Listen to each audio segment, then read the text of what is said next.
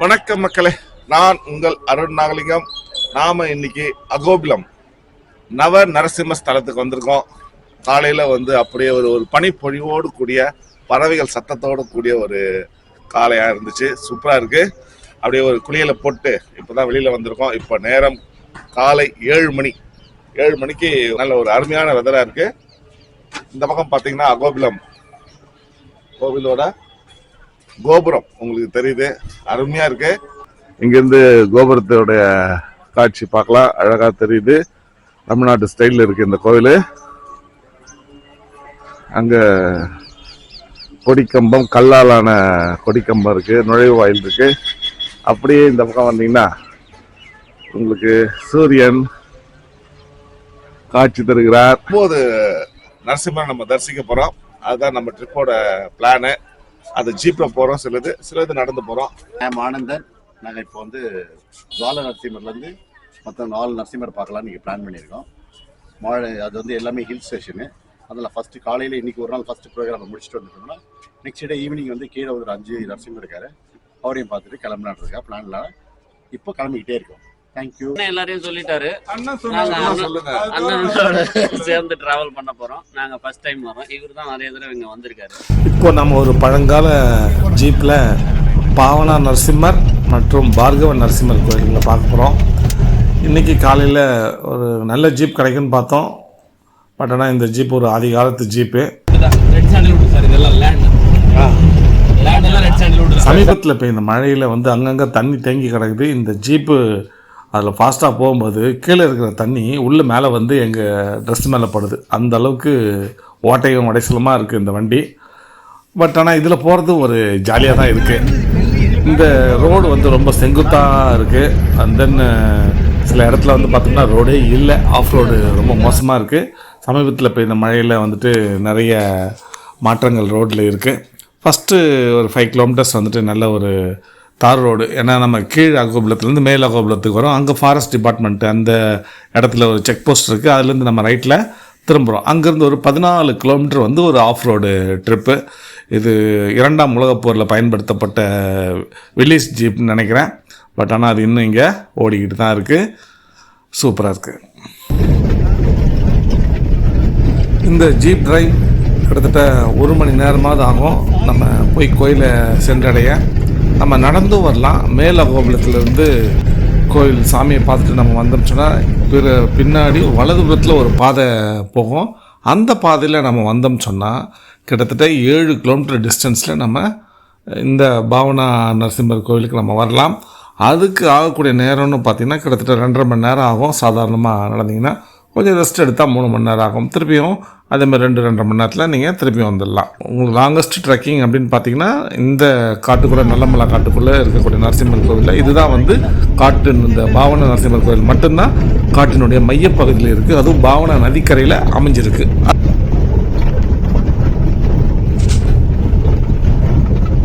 இந்த ஜீப்பில் பயணங்கிறது ஒரு பம்பு ஜம்ப்பு மாறி மாறி வந்துக்கிட்டு இருக்கு. ஸோ பம்பி ஜம்பி ரைடுன்னு சொல்லலாம் இதை. அந்தளவுக்கு ஒரு ஆஃப் ரோட் ட்ரிப்புங்கிறது எக்ஸைட்டிங்காக இருக்குது. இப்போ நம்ம இன்னும் கொஞ்சம் நேரத்தில் கோயிலுக்கு, பாவனா நரசிம்மர் கோயிலுக்கு நம்ம போயிடுவோம். இந்த கோயிலுக்கு போகிற வழியில் பார்த்தோம் சொன்னால் அடர்ந்த மூங்கில் காடுகள் இருக்குது.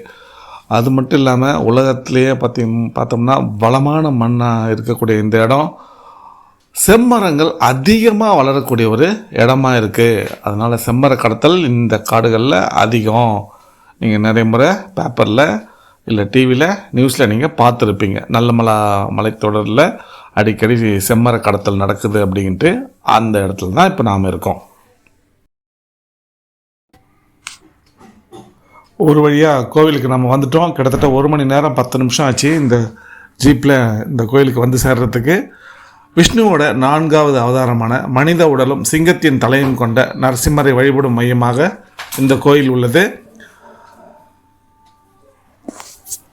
பரத்வாஜ முனிவர் இங்கு பிரம்மஹத்தி தோஷத்திலிருந்து விடுபட கடும் தவம் புரிந்து நரசிம்மரின் அருளால் அந்த பிரம்மஹத்தி தோஷத்திலிருந்து விடுபட்ட ஸ்தலமாகும்.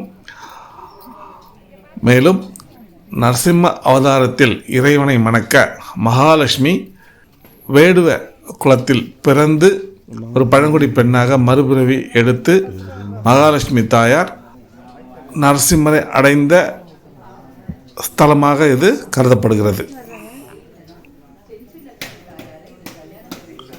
இந்த கோவிலின் நடை திறந்திருக்கும் நேரம் பொதுவாக காலை 8 மணி முதல் மதியம் 1 மணி வரை, மதியம் 3 மணி முதல் இரவு 7 மணி வரை திறந்திருக்கும். பொதுவாக நீங்கள் மற்ற நாட்களில் இங்கு வருவதாக இருந்தால் முன்கூட்டியே கீழ் அகோபிலத்தில் விசாரித்து பின் இங்கு வருவது நல்லது. மற்ற நாட்களில் இங்கு பக்தர்கள் வருவது இல்லை. அதனால் பொதுவாக இந்த கோவிலின் நடை மூடியே இருக்கும். முன்கதவு கிரில் போட்டு அது மூடி வச்சுருப்பாங்க. ஆனால் நீங்கள் சாமியை பார்க்கலாம். கிரில்லுக்கு முன்னாடி நின்று பார்த்தீங்கன்னா உங்களுக்கு சாமி காட்சி தருவார். இதான் நாங்கள் வந்த வண்டி எப்படி ஆயிடுச்சு பாருங்கள், சேரும் சகதியமா.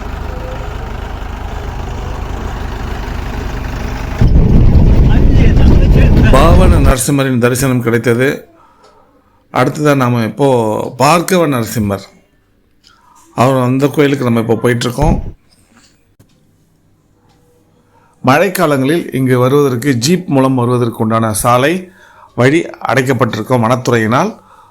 ஸோ மழைக்காலங்களில் நீங்கள் வரும்போது வனத்துறையினுடைய அனுமதி இருந்தால் மட்டுமே இங்கே வர முடியும். நாம் வந்திருக்கிற இடம் பார்கவ நரசிம்மர் கோயில். நம்ம ஏற வேண்டிய படிக்கட்டுகள் இது கிட்டத்தட்ட 130 படிக்கட்டு இருக்கிறதா சொல்லியிருக்காங்க. ஒரு 3 நிமிஷத்தில் ஏறிடலாம். பார்கவ நரசிம்மர் அவரை தான் பார்க்க வந்திருக்கோம். இந்த பக்கம் போனோம்னா ஒரு 130 படிக்கட்டு ஏறணும். நிறைய லாஸ்ட் டைம் நான் வரும்போது நிறைய பூக்கள் இருந்துச்சு. இப்போ இந்த வாட்டி கொஞ்சம் தண்ணியும் கம்மியாக இருக்குது, அந்த பூக்களும் கம்மியாக இருக்குது. பார்கவ நரசிம்மர் கீழ் அகோபுலத்திலேருந்து 2 கிலோமீட்டர் தூரத்தில் இந்த கோவில் இருக்குது. இந்த மலையடிவாரத்தில் வந்தால் இங்கே ஒரு அள்ளி குளம் இருக்குது. நாங்கள் 5 பேரும் இந்த டூருக்கு கிளம்பி வந்தோம். இரவு 11:30 மணிக்கு வெள்ளிக்கிழமை வந்துட்டோம்.